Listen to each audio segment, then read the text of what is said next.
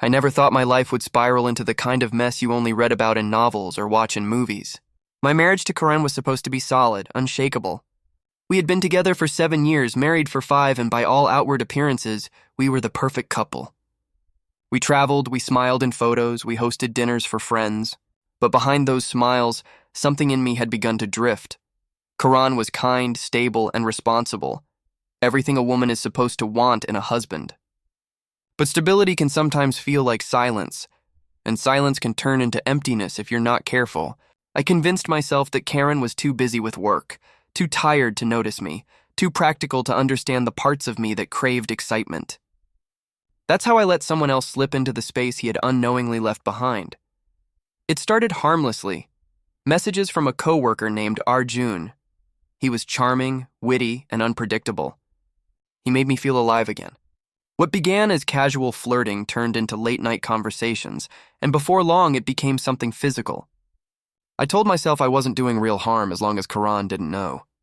I buried my guilt under the thrill of secrecy, but secrets have a way of clawing their way to the surface. That night, I met Arjun at a hotel under the guise of working late. My phone, as always, was tucked in my bag. I didn't realize that when I shoved it in carelessly, the screen had lit up, and in some cruel twist of fate, I had accidentally called my husband. Karan picked up. At first, he heard muffled noises, then laughter, and then voices that left no room for misunderstanding. He didn't hang up. He listened. He stayed on the line long enough to know exactly what was happening. I didn't find out until later. At the time, I was blissfully ignorant, lost in a moment that would become my undoing. When I finally left the hotel and checked my phone, my heart nearly stopped. I saw the call log, one outgoing call to Karan that lasted 19 minutes. My hands went cold.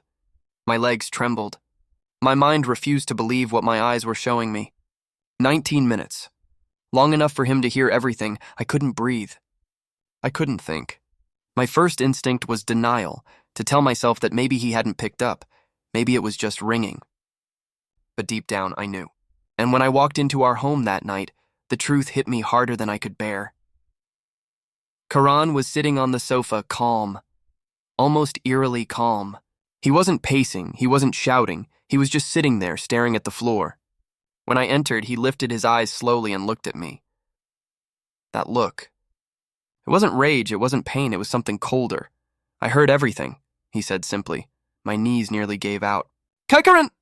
He raised his hand to silence me. Don't lie. Don't explain. Don't insult me further. I wanted to fall at his feet, to beg him to believe that it was a mistake, that it meant nothing. But I knew those words would be empty. He had heard with his own ears. There was no way to erase it, and then came the response that froze me completely. I'm not going to scream. I'm not going to throw things. Do you know why? His voice was quiet, steady, terrifying in its composure. Because you've already destroyed everything. There's nothing left to fight for. You think you found excitement, freedom, passion, but what you really did was kill the one person who would have stood by you no matter what. I tried to speak, tears streaming down my face, but he didn't stop. You made a choice tonight, and choices have consequences. From this moment, you're free just like you wanted. Free to chase your thrill, free to run to him, free from the boring, stable husband you thought wasn't enough. But don't expect me to pick up the pieces. Don't expect me to fight for someone who didn't think I was worth fighting for. His words cut deeper than any scream could have. I wanted him to yell, to explode, because then at least I could have fought back, argued, begged. But his calm was final. It was the calm of a man who had let go completely. The next morning, he was gone. He left a letter on the dining table. It wasn't dramatic, just practical. He had packed some essentials and moved to his brother's place for the time being. In the letter, he wrote that he would contact a lawyer soon. At the bottom of the page, one line stood out. Don't worry, you won't have to hide anymore. You're free now. That line shattered me. Because in all my fantasies about freedom, about living without restrictions, I had never imagined what true freedom would feel like. It felt like emptiness. It felt like standing in a house that suddenly didn't feel like home anymore. Arjun called, of course. He wanted to see me, to comfort me, but for the first time I looked at him and felt nothing.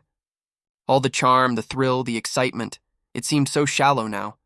He wasn't the man who had shared my struggles, who had held my hand when I was sick, who had worked overtime to surprise me with the vacation of my dreams. He wasn't my husband. He was just a distraction. And I had traded my marriage for him. The divorce went through in a matter of months. Karan never raised his voice, never insulted me publicly, never made a scene. He just detached like I had never existed.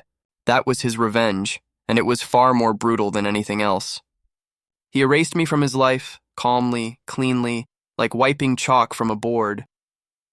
Years later, I still think about that night, about the accidental call, the sound that betrayed me, and his response that froze me to my very core.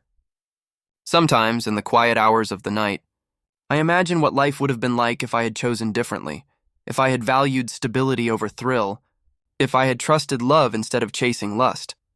But life doesn't give second chances for mistakes like mine. My butt dial destroyed my marriage, but it wasn't the call that ruined everything. It was the choices that led to it. And the man I lost that night was worth more than any fleeting excitement the world could have offered, because nothing is colder. Nothing is harsher than a betrayed heart that refuses to break. It simply walks away.